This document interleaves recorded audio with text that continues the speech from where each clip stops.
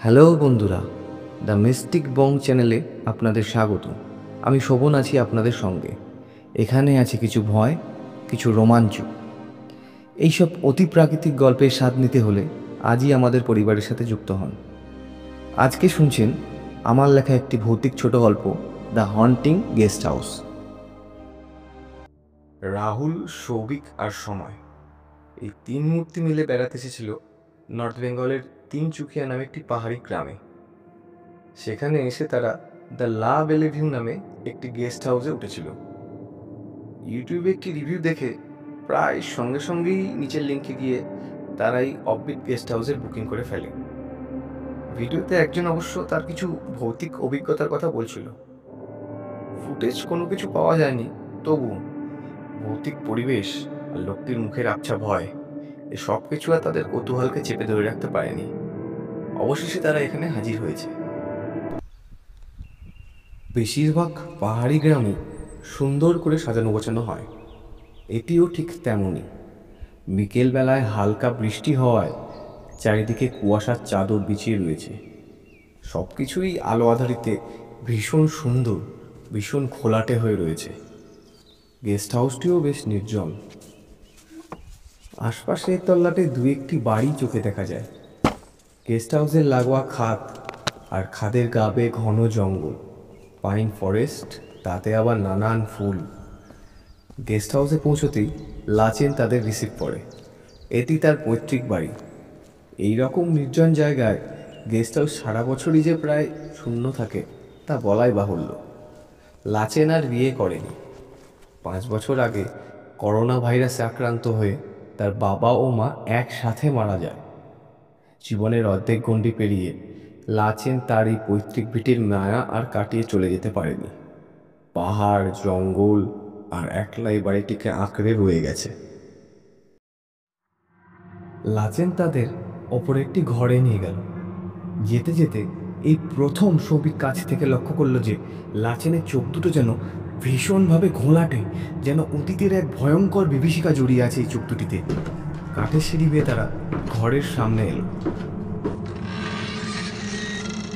দরজা খুলতেই একটা বোটকা গন্ধ এসে ঝাপটা মারল সৌভিকের নাকে। গন্ধটা রাহুল আর সময় নাকও এড়ায়নি, কিন্তু তারা ধরেই নিল অনেকদিন ঘর বন্ধ থাকায় বায়ু চলাচলের অভাবেই যেন এরমটা হয়েছে। ঘরটি বেশ পরিপাটি করে সাজানো। একটি ডাবল বেড, একটি সোফা, আর তাতে সাদা চাদর একদম টান টান করে পাতা। সবচেয়ে মূল বিষয়টি হলো সোফার সাথে লাগোয়া ব্যালকনি, যেখান থেকে দেখা যায় দূরে কোনো এক দৈত্যের আকৃতিতে শুয়ে রয়েছে পাহাড়, আর পাহাড়ের নিচে খাদ বেয়ে দাঁড়িয়ে রয়েছে সবুজ বনভূমি। একটা মিষ্টি গন্ধ পাহাড়ি ফুল থেকে বয়ে এসে যেন ভিড় রয়েছে চারিদিকে। 3 কাপ গরম কফি আর ধোয়া ওঠা চিকেন পকোড়া দিয়ে গেল লাচেন। একটু বাদেই আবার বৃষ্টি নামল। প্রায় সঙ্গে সঙ্গেই লোডশেডিং। পাহাড়ি এলাকায় ফোনের নেটওয়ার্ক সমস্যা চিরদিনের, কাজেই কি আর করা যায়। এটাই ভাবছিল তিনজনে। রাহুলের আবার বিয়ার আর ভ্যাট বকা হলে আর কিচ্ছু চাই না। অগত্যা লাচেনকে গিয়ে বলতেই সবই হাজির হয়ে গেল। পাহাড়ি এলাকার বাড়িতে প্রচণ্ড শীতে এরকম অ্যালকোহল জাতীয় পানীয় পাওয়াটা আশ্চর্যের কিছু নয়। আকণ্ঠ বিয়ার পান করে তিনজনেরই ঝিমুনি এসেছিল, তার উপর আবার সারাদিনের জার্নিংয়ের ধকল। রাহুল আর সময় ক্লান্ত হয়ে ঘুমিয়ে পড়ল তখনই। শুধু সৌভিক গিয়ে বসলো ব্যালকনিতে পেতে রাখা চেয়ারে।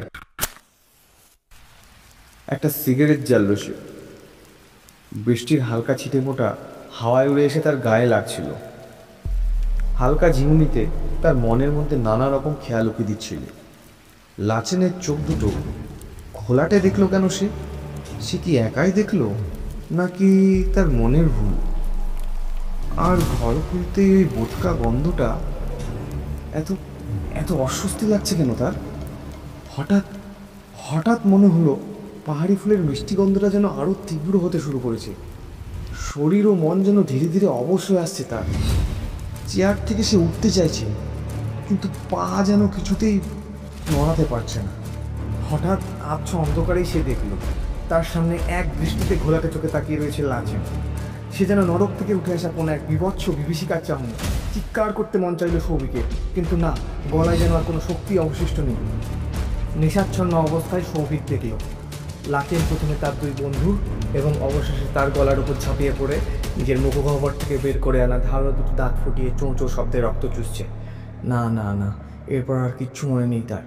আবছা আলো আধারিতে চোখ দুটো বন্ধ হয়ে এসেছিল। কিছুদিন পরে পেপারে খবর বেরিয়েছিল, ভাঙা এক গেস্ট হাউসে বাড়ি চাপা পড়ে মৃত 3 যুবক। কিন্তু তাদের 3 জনের শরীরেই রক্তশূন্যতা কি করে দেখা গিয়েছিল তা আজও উদ্ধার করতে পারেনি পুলিশ।